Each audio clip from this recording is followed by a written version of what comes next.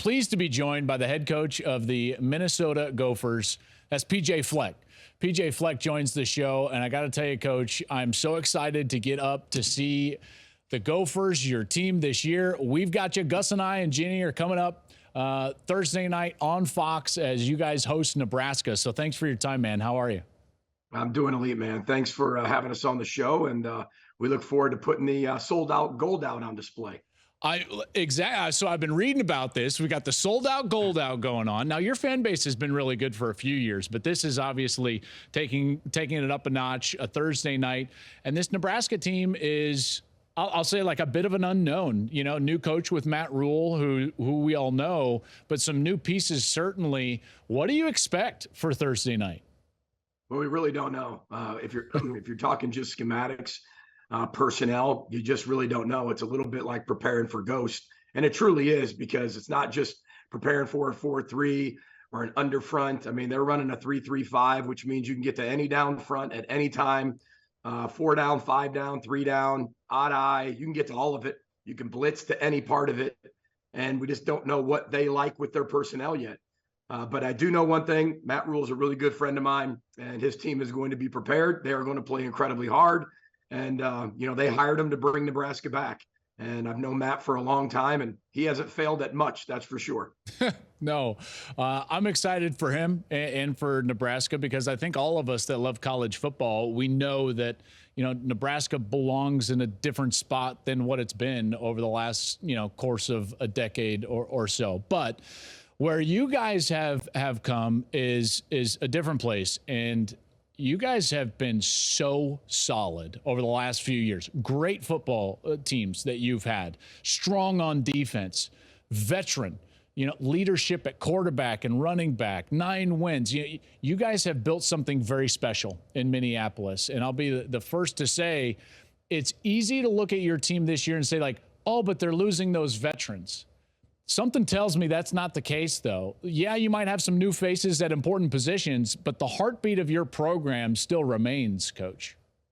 Yeah, well, on paper, I mean, I think people would agree with you that, you're set to take a step back. Not only that, you sit there and have the hardest schedule in America along with Ole Miss. But we've kind of twisted that to our players and said it's the most opportunistic schedule in America.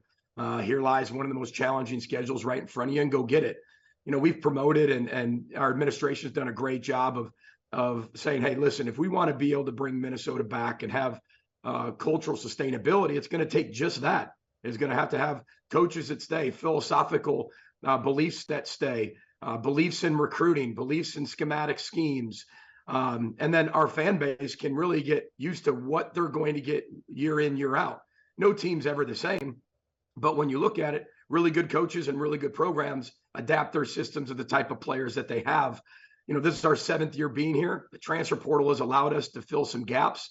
But we're at a point where I'm not saying that, on paper, we're reloaded with 5-star, 4-star athletes constantly. But when you look at us, we've got a mixture of inexperience plus experience. But the inexperienced guys are a lot better than they've ever been. Yeah. And the experienced guys are guys that are better than they've ever been. And our job is to keep that cultural sustainability going and take the floor and rise the floor. And if we can do that and raise the floor, then, we got a chance, just like a lot of other people.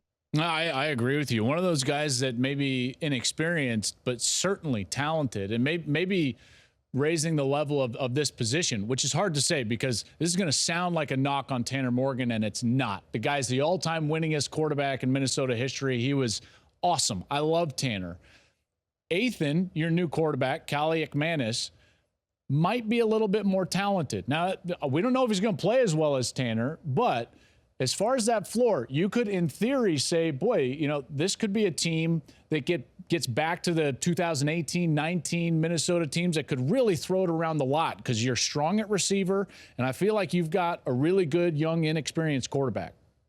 Yeah, and then you throw Brevin Spanford at tight end, who's, I think, one of the best tight ends in the country, who's 6'7", 270 as a target. When your best players are your hardest workers, you have something really special culturally. And you go back to Tanner Morgan, he was basically my 6 years leading up to this year, he started pretty much all 6 years. Yeah. You go back to Western Michigan, we had one Are you sure it wasn't 10 years? Are you sure it wasn't 10 years? It felt like 10. It felt like it. Trust me. He stayed so long. He left with 3 to 4 degrees. I mean, we call him Dr. Morgan. But then you go back to Western Michigan days. We had one quarterback that truly played for us, Zach Terrell, who went from 1-11 to 13-0 in 4 years. And if you look at our tenure, after 10 years, we truly had 2 quarterbacks start for us. That's wild. And now it's Ethan's chance. And I'm very loyal to our quarterbacks. I'm very patient with our quarterbacks. You know, Ethan's a very, very, very talented quarterback. He's a talented leader, a talented person, talented worker, and a talented connector. But he's still really young. There's going to be some really amazing things he does this year. Then there's going to have to be some things that he has to row through and work through. But he's got an enormous amount of confidence. And again, we define failing as growth. When he does fail, he grows. Instead of being a failure when quitting and stopping, he doesn't do that. So it's going to be a journey, that's for sure. You know, going back to 19, as you mentioned, we still only threw the ball 38% of the time. Well, I know, but it was really successful. You guys wide receivers for the first time in the history of the conference. So we still are, our philosophical beliefs are our philosophical beliefs. Yeah. It's just, what can we do off of that a little bit differently? Well, I tell you, it's a pleasure talking with you as always. I can't wait to get up there. Gus is already talking about is it the Loon, right? Where I can get some chicken chili? Is that what? Absolutely. Okay. Yeah, so you love it. So he's already getting me all primed for that, and I can't wait to see your team. I think you guys are going to have a really good football team. You know, physical. You're going to be able to run the football. I think you're going to throw it really well. Your defense has been one of the best in America over the last couple of years. So looking forward to it, Coach, and I appreciate your time. Hey, thanks for watching. If you enjoy that clip, make sure you click subscribe somewhere down here. From game highlights to exclusive interviews and rankings, we've got everything you need as a college football fan right here, College Football on Fox.